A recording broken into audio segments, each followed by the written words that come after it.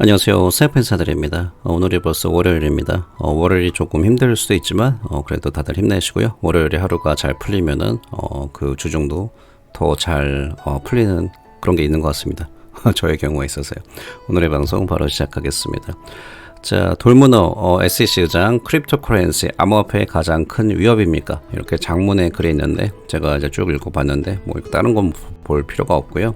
XRP 투자자로서 어제 몇 가지 포인트를 제가 드리자면은 돌문의 의견이 그렇게 중요합니까? 예, 중요하긴 합니다. 왜냐면은 미국에서 현재 암호화폐가 규제되는 방식에 대해서 상당한 영향을 미치긴 하지만 왜냐면 에이전트잖아요.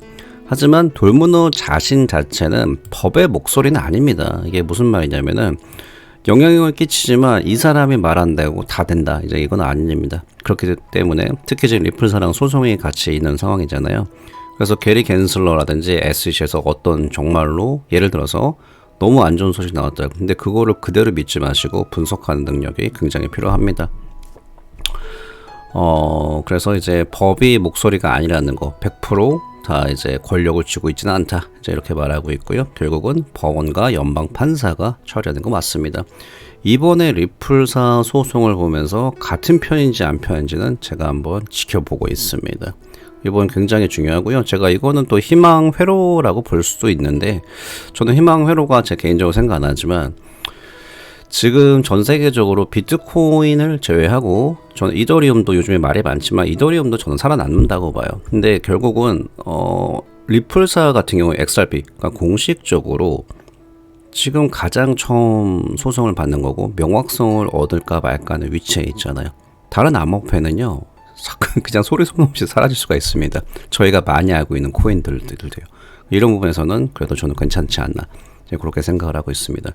그럼 그런 와중에서 게리 갠슬러하고 샘 뱅크 이렇게 지금 FTX 암호화폐 거래소가 붕괴되기 전에 비공개 회의를 가졌잖아요. 다른 일반 암호화폐 회사들이 그렇게 SEC에 문을 두들렸는데 다 무시했는데 샘 뱅크 프리드먼하고는 붕괴가 되기 전에 비공개 회의를 가졌습니다. 이거는 그냥 예측이 아니라 팩트로 나왔죠.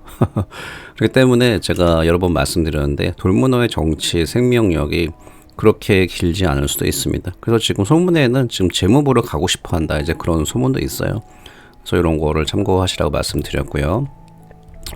자, 이번에 브래드 갈링하우스가 바로 한 6시간, 7시간 됐네요. 이제 7시간 정도 전에.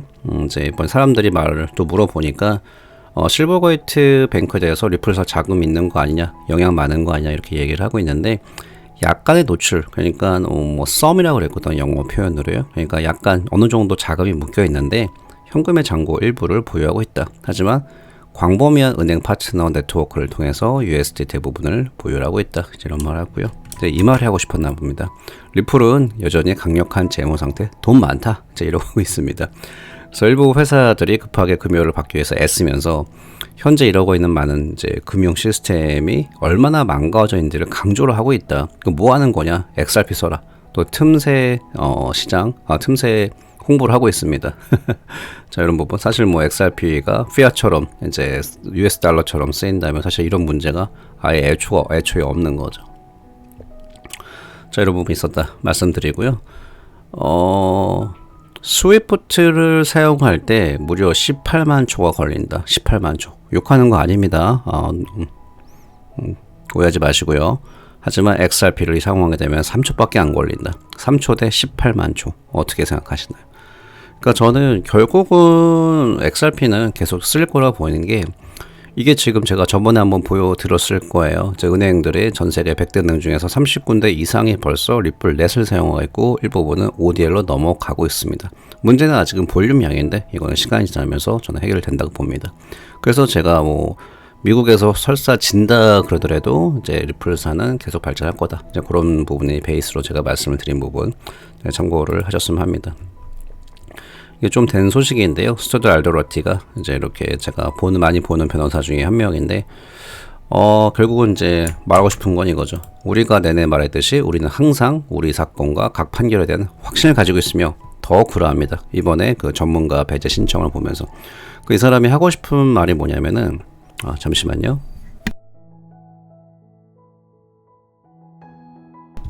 오늘의 저의 메뉴는 태국에서 가지고 온 인스턴트 커피, 모카 커피를 한잔하고 있습니다. 괜찮아요. 생각보다 태국 커피가 맛있습니다. 자, 리플 고문, 이제 이 사람의 말로는 이제 자신감 있다고 얘기하는 게 이래나 저래나 지금 핵심은 이제 하위 테스트가 중점적이잖아요. 물론 뭐 공정 거지도가 남아있지만, 그래서 SEC가 주장하는 것 중에서 하위 테스트 중에서 제3자로부터 수익 기대, 뭐 이런 말하면 뭐 듣기도 싫고 귀찮으니까 최대한 짧게 하겠습니다. 근데 결국은 제3자 수익 기대치 증명한다 했는데 이 부분에서 SEC 전문가 신청이 거절됐다. 근데 리플사에서는 XRP의 세금 회계 처리 증명해줄 전문가 증언은 배제되지 않았다. 이러면서 이렇게 자신감을 보이는 건데, 저도 이제 중요한 사안이기 때문에 쭉 보는데 5대5라 그러는데 6대4, 뭐 7대3, 리플사가 유리하다 그러는데 제가 볼 때는 판사가 제 생각입니다. 오해하지 마세요. 뭐 전문가들 더 잘 알겠지만 제가 볼 때는 뭐 판사가 바로 판결을 안 할 수도 있지 않을까? 이제 그런 것도 열어두고 있습니다. 그래서 이게 좀 길게 보는 자신감에 이제 당장 소송에서 이렇게 해가지고 뭐 어떻게 된다 이제 그런 말은 또 아니잖아요. 조금 약간 기분이 좀 그럴 수 있지만 뭐 제 생각, 뭐 저는 솔직히 말씀드립니다. 그래서 꼭 좀 결과가 나오더라도 조금 더 이제 시간이 걸리지 않을까. 하지만 만약에 분위기 형성이 XRP가 훨씬 더 유리하다 그러면은 XRP 가격은 펌핑이 됩니다. 그거는 뭐 당연한 거라 보고요. 이번에 지금 은행들 이렇게 문제가 많잖아요. 근데 그러면서 가격이 영향받은 거 마찬가지입니다. 리플사도 이번 소송 결과에 따라서 일시적으로 가격이 움직이는 거는 상방 하방으로 이제 가능성이 있다는 거는 열어두셔야 됩니다. 자, 에버노드 설립자 미국 법원은 이 사람이 변호사거든요. 그래서 법원에 리플사 증권에 대한 SEC의 주장을 받아들이지 않을 거다 이렇게 얘기를 하고 있는데요. 디지털 자산 자체가 증권이라는 점은 없다. 그러니까 예를 들면 오렌지 그루브에서 오렌지 농장에서 오렌지 자체가 어떻게 증권이 되냐. 이제 변호사도 그때 이제 존 네트 변호사가 한 말인데 이제 판사도 할 말이 순간적으로 없었겠죠. 그 다음에 크리스 라슨이랑 브래드 갈링하우스가 XRP가 등록되지 않은 증권임을 인정하고 고의로 XRP를 팔았다는 증거는 없다. 굉장히 오픈되고 페어하게 핀슨한테 벌금 내고 다 인정을 해줬잖아요. 근데 이제 이거를 여기에 대해서 이제 증거를 이제 못 밝힌다 이렇게 되는 거고요. 그다음에 궁극적으로 법원에서 미국에서 판매된 SEC에 대해서만 판결을 내릴 거고 SEC한테는 유익한 결과가 아닐 거라고 설명하고 있다. 이 사람이 누구냐면은 제가 며칠 전에 말씀드렸잖아요. 스콧 챔벌린. 여기 보이죠? 변호사였고 기업가 연구원. 지금은 XRP 노드의 그 에버노드의 창립자입니다. 그래서 다시 한번 이 부분 제가 보시라고. 그래서 이 부분이랑 이 3번 때문에 결국은 이 사건이 세틀이 된다. 이렇게 돼서 결국은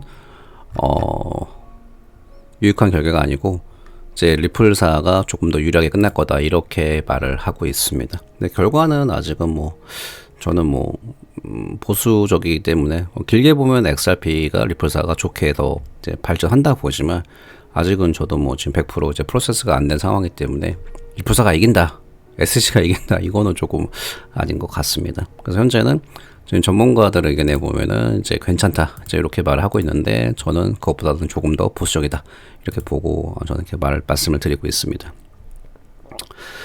자, 여기서 이제 제넷 옐렌 재무장관이 이번에 실리콘밸리를 구제를 하지 않을 것이지만 이제 예금자들을 돕기 위해서 노력하고 있다. 그래서 이제 반응들을 보면은 이제 여느 때처럼 그녀는 자신이 무슨 말 하는지 잘 모른다. 이제 이런 반응들이 있는데 이게 저는 코디네이션이 됐다고 봅니다. 그래서 왜냐면은 나중에 본인들이 다 이제 먹으려는 건데 이제 이제 기관들이나 세력들이 다 정부가 이제 컨트롤하려는 것 중에 그 중에 하나의 코디네이션이다. 저는 그렇게 보고 있습니다. 이렇게 지금 시그네처 뱅크도 이제 폐쇄가 됐잖아요. 이렇게 보시면 쭉 굉장히 빨랐죠. 그 지금 보시면은 실리콘밸리, 실버게이트, 이번에는 시그네처 은행까지 폐쇄가 됐는데 여기 보시면은 이제 서명이 나왔는데요. 여기 보시면은 조인트 바이 뭐 재무부, 그다음에 페더럴 리저브까지, 그다음에 FDIC까지 셋이 갑자기 동시에 나왔다.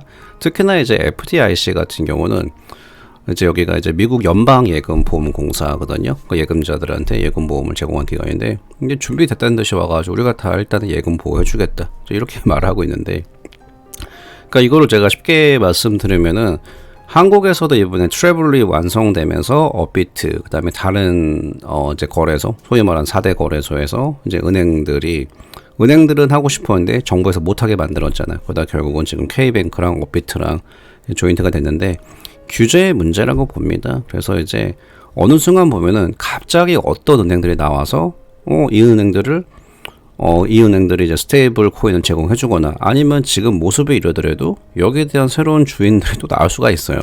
뭐 기존에 있는 거 쓰는 게 더 편할 수가 있으니까. 그래서 시그네처, 뭐 실버 게이트 등등. 그래서 갑자기 어느 순간 다시 활용이 되는데 소유주가 바뀔 수가 있습니다. 근데 그 소유주들은 결국은 보면은 나중에 정부가 뒤에 있는 은행들이거나 굉장히 규제 친화적인 기관들이구나 알게 되겠죠. 그래서 제가 말씀드리고 싶은 거는 제가 몇 번 말씀드렸을 거예요. 이번에 계속 그 상승하는 데도 있지만 최근에 그 40% 비트코인 시장 이제 그 견인하면서 올랐잖아요. 근데 이런 지금 어느 하락장에서도 항상 이런 게 많았거든요. 저번 하락장도 마찬가지였어요. 완전 게임 오버라는 분위기가 나올 때까지 그때까지 하락이 나왔는데 왜냐하면 계속 안 좋은 뉴스가 많이 나왔어요. 그러니까 지금도 마찬가지거든요. 저는 그 사이클이 틀린 게 아니라 물론 지금은 규제가 완성되는 시간이기 때문에 모습은 틀리지만 악재는 계속 나와요. 하지만 동시에 그렇게 최근에 있었던 좋은 호재도 많이 나옵니다. 그러면서 리커버리가 되고 내년이나 내후년에는 다시 한번 반드시 불장은 안 올 수가 없습니다. 만약에 불장이 안 온다면은 이런 거 할 필요도 없어요. 사실은요. 그냥 뭐 끝내버리면 되는 거거든요. 그래서 지금은 제가 볼 때는 하락장에서 굉장히 코인들을 모으는 좋은 기간이다. 저는 그렇게 보고 있습니다. 나는 돈이 없는데 어떡하냐? 그러면은 그냥 기다리세요. 기다리시면은 분명히 좋은 기간이 다시 한번 최소한은 회복을 할 수 있는 그 기간이 오게 될 것입니다. 자, 존재튼 변호사님이 이런 말을 하셨죠. 그래서 크립토를 처음에는 비웃는다. 이건 지났습니다. 근데 암호화폐를 그냥 이제 해산시키려고 그랬는데 그걸 안 돼요. 지금 규제 집행을 통해서 크립토를 시도하고 죽으십시오. 이걸 하려고 그랬었죠. 그러니까 저는 볼 때 여기 와 있는 것 같습니다. 당신이 그거를 이제 죽일 수는 없어. 죽일 수 없으니까 크립토를 부셔버린다. 비슷한 거 아닌가? 네, 그쵸. 죽이는 거랑 부시는 건 틀리죠. 근데 이 부시는 데 의미가 있습니다.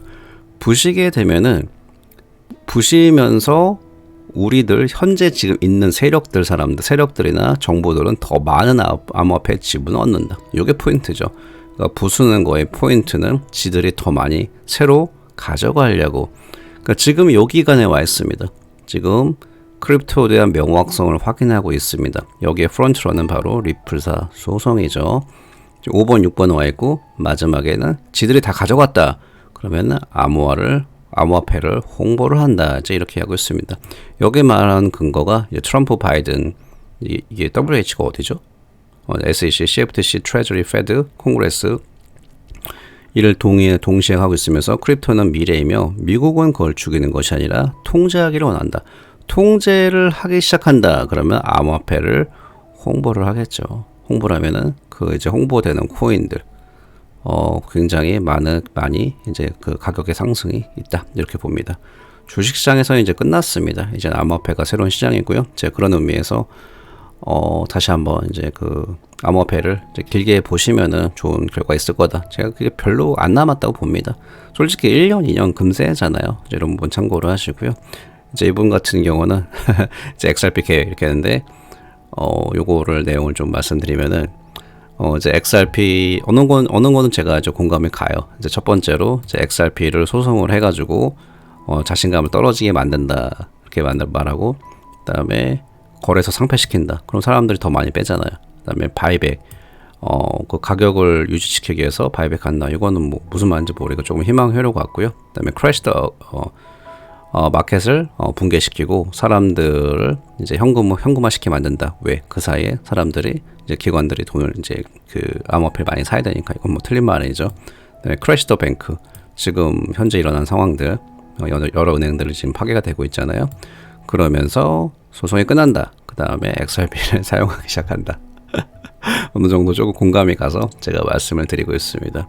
그리고 코인텔레그래프 같은 경우는요, 갑자기 스탠스가 바뀌었습니다. 요거 내용을 말씀드리면은 리플의 잠재력은 너무나 분명하다. 그래서 잠재적으로 봤을 때 리플 XRP는 현재 비효율적이고 굉장히 구식이 된 국제 송금 시스템을 대체할 수 있다. 이게 코인텔레그래프가 이게 우스운 그 매체는 아니거든요. 이제 좀 정확한 뉴스도 많고 좋은 것도 많이 말을 하는데, 그동안 이제 XRP에 대해서 안 좋은 뉴스가 많은데 왜 갑자기 이런 기사가 나왔을까요? 그래서 굉장히 정확하게 스케줄대로 가고 있다 이제 이렇게 얘기를 하고 있는데, 자, 아무튼 오늘은 전반적으로 이제 이런저런 얘기를 해봤는데, 역시나 가장 중요한 거는 이제 소송입니다. 현재 소송이 어떻게 될 것인가, 여기에 지금 초점이 있는데, 오늘 소식은 여기까지 업데이트 해드리고요. 더 중요한 소식이 나면은 새롭게 방송으로 찾아뵙겠습니다. 오늘 방송 마무리하겠습니다. 감사합니다.